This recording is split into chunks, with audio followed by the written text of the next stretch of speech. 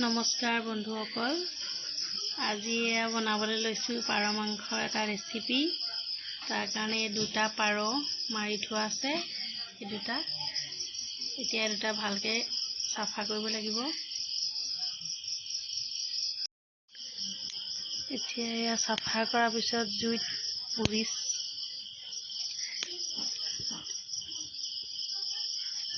এনেকৈ জুইত পুৰি ল'ব লাগিব।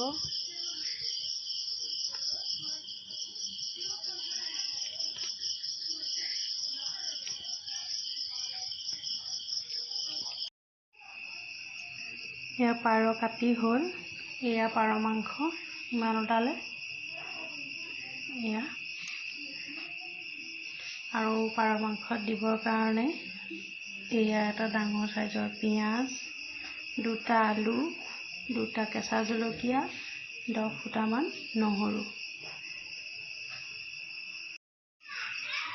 এতিয়া মিঠাতেল দিছোঁ, নিজৰ জোখমতে দিব আৰু।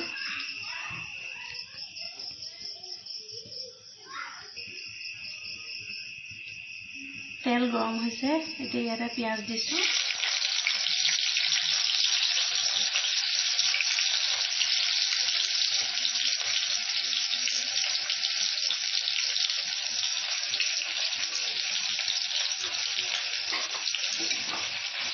জুইৰ ফ্লেমটো অকণমান কমাই থৈছোঁ। এতিয়া পিঁয়াজ দিছোঁ। পিঁয়াজখিনি অকণমান ৰঙা হোৱালৈকে ভাজি পিঁয়াজখিনি অকণমান কালাৰটো চেঞ্জ কৰাৰ পিছত তাতে নহৰু দিছোঁ আৰু দুটা কেঁচা জলকীয়া দিছোঁ। আকৌ এনেকৈ অলপমান লৰাম।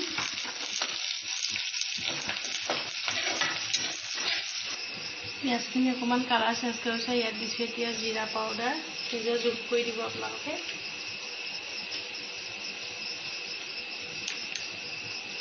জিৰা দিলোঁ। এতিয়া দিছোঁ তাতে ধনিয়া, তাৰপিছত দিওঁ অকণমান গৰম মছলা,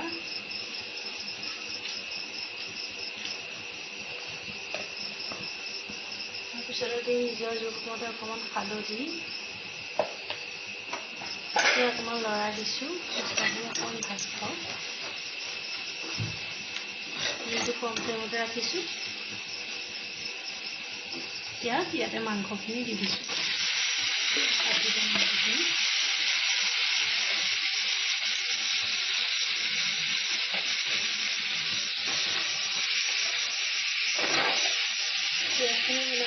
মাংসখিনি মাংস কালাৰ মানে ভাল হ'ব।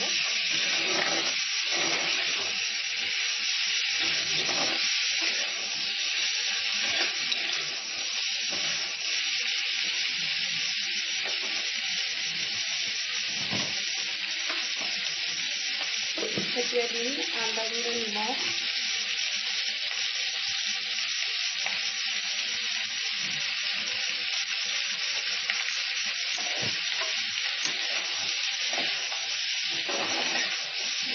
লৰাই দিব যাতে মিহলি হৈ যায়।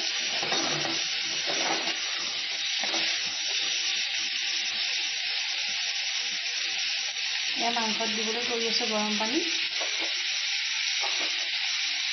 এতিয়া দিছোঁ অকণমান ৰেড চিলি পাউডাৰ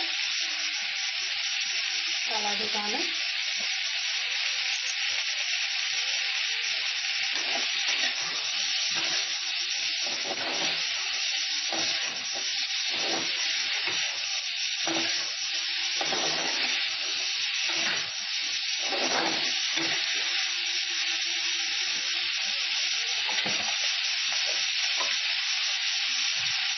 এতিয়া দিম পিচি থোৱা জালুক 1 চামুচ, 1.5 চামুচ দিছোঁ জালুক।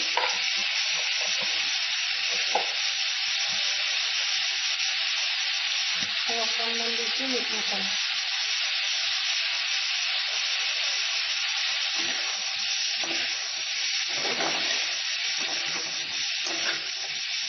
এতিয়া কম জুইত মাংসখিনি অলপ ভাজি থাকিব।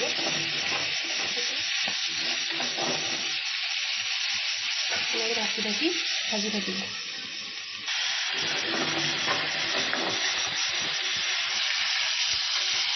মাছৰ ইয়াত তেল ওলাইছে আৰু এনেকৈ কম জুইতে অলপেই ভাজি থাকিব।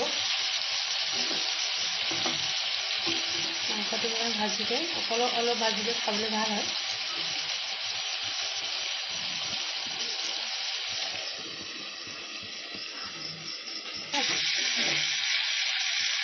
মাংসখিনি অলপ ভজাৰ পিছত এতিয়া ইয়াতে দিছোঁ আলু। আলুটো দিছোঁ এনেকৈ অকণমান ভাজি এতিয়া আলুটো অকণমান ভাপতে সিজি যায়।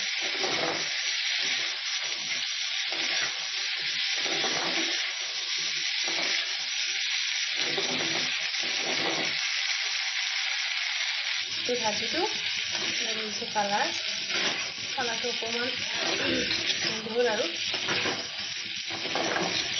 এনেকৈ কম জুইতে আপোনালোকে অলপ দেৰি ভাজিব।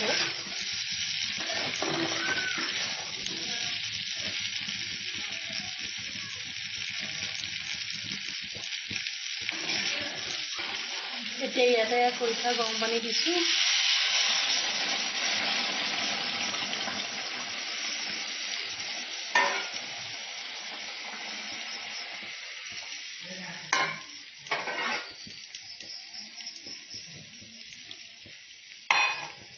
মানুহৰ জোখ কৰি পানী দিব। উতলাম। এয়া পাৰ মাংসৰ জোল ৰেডি।